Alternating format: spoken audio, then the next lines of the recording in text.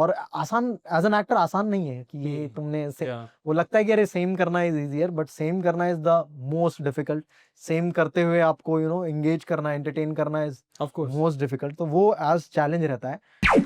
आपने जब इतने आइकॉनिक कैरेक्टर्स आपने किए, जीतू भैया और सचिव जी, तो कभी आपको ऐसा लगा कि इसका कोई डाउन साइड भी है? नहीं, बिल्कुल भी नहीं है, ऑनेस्टली नहीं। मुझे लगता है कि दो शोज हैं, मतलब बहुत सारी चीजें मैं करते रहता हूँ, बहुत सारी फिल्म्स, बहुत अलग कैरेक्टर्स मैं करते रहता हूँ। एंड थैंकफुली ये दो इतने पॉपुलर कैरेक्टर होने के बावजूद भी कोई भी फिल्म मेकर, जब मैं मिलता हूँ किसी भी फिल्म मेकर से, अगर वो मुझे बुलाते हैं कि मेरी कहानी सुन लेते हैं या कहानी पे बैठते हैं, बात करते हैं, तो कभी भी ऐसा नहीं आया कि यार पंचायत जैसा कुछ बनाते हैं या वो कैरेक्टर जैसा कुछ अपन करते हैं, कभी भी नहीं आया वो।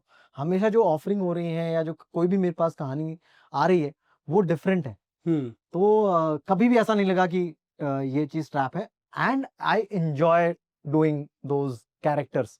और मैं बहुत चैलेंज की तरह लेता हूँ कि अगर कोई चीज आपकी चल रही है और लोगों को पसंद आ रही है, एंड ऑफ कोर्स स्क्रिप्ट पे उस एंथुजियाज्म से काम हो रहा है, और टीम उस तरीके से जुड़ी हुई है उस शो से, जो उसकी टीम है, और वो उस शो को उसी शिद्दत से बनाना चाह रही है, देन मैं बिल्कुल भी माइंड नहीं करता, और मैं उसको एज अ चैलेंज लेता हूँ कि अब कैसे सरप्राइज करोगे लोगों को तुम। तो ये एज एन एक्टर मैं इस चीज को चैलेंजिंग लेता हूँ, और वो ज्यादा चैलेंजिंग है जब आप सिमिलर टाइप ऑफ सीजन्स करते हो और सिमिलर कैरेक्टर करते हो, और फिर भी तुम उसको इंगेजिंग बनाना चाहो, तो मुझे लगता है कि वो ज्यादा इंटरेस्टिंग काम हो जाता है कि अब क्या करोगे, अब क्या डालोगे, अब क्या नया है ना। स्क्रिप्ट पे कौन सी ऐसी नई चीज आई है, फिर उसको तुम कैसे ब्लेंड इन करोगे नेक्स्ट सीजन के लिए और उस कैरेक्टर में, कि लोगों को अभी भी वो चीज सरप्राइज करे और अभी भी वो चीज एंगेज करे।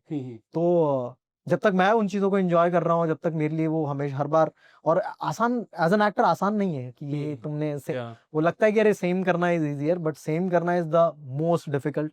सेम करते हुए आपको एंगेज करना, एंटरटेन करना is of course most difficult. तो वो एज चैलेंज रहता है।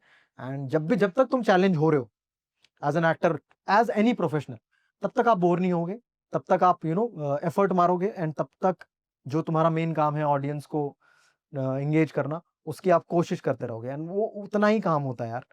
तो मेरे लिए मुझे लगता है कि जिस दिन ऑफरिंग सेम हो जाएगी, उस दिन मुझे एक एफर्ट मारना पड़ेगा कि हाँ यार अब ट्राई करते हैं। बट अभी तक वैसा हुआ नहीं है, अभी तक ऑफरिंग्स एंड जिस तरह के इतने सारे फिंगर्स क्रॉस्ड ऐसा हो भी ना। हाँ थैंक हाँ आपके पास अच्छे रोल्स आते रहे ऐसे ही। मतलब that's a blessing for any actor.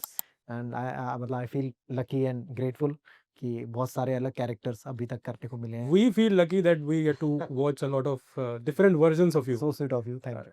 Thank you for watching this full clip, और मैं आपसे वादा करता हूं कि इसका फुल पॉडकास्ट भी देख के आपको काफी मजा आने वाला है।